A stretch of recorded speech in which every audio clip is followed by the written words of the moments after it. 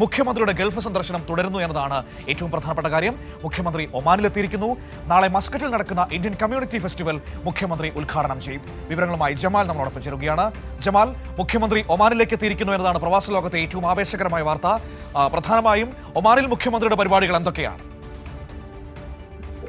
മനു, അല്പസമയം മുമ്പ് മുഖ്യമന്ത്രി പിണറായി വിജയൻ ഒമാനിലെത്തി. മസ്കത്തിൽ അദ്ദേഹത്തിന് ആവേശജനമായ സ്വീകരണമാണ് ലഭിച്ചത്. മസ്കത്ത് വിമാനത്താവളത്തിൽ ഒമാനിലെ ഇന്ത്യൻ അംബാസഡർ GB ശ്രീനിവാസ്, അതുപോലെ തന്നെ ഇന്ത്യൻ സോഷ്യൽ ക്ലബിന്റെ ഭാരവാഹികളൊക്കെ ചേർന്ന് മുഖ്യമന്ത്രിയെ സ്വീകരിച്ചു. നാളെയും മറ്റന്നാളുമാണ് മുഖ്യമന്ത്രിക്ക് ഒമാനിൽ 2 പരിപാടികളുള്ളത്. അതിൽ ഏറ്റവും പ്രധാനപ്പെട്ടത് നാളെ വെള്ളിയാഴ്ച നടക്കുന്ന ഇന്ത്യൻ കമ്മ്യൂണിറ്റി ഫെസ്റ്റിവൽ മുഖ്യമന്ത്രി ഉദ്ഘാടനം ചെയ്യും.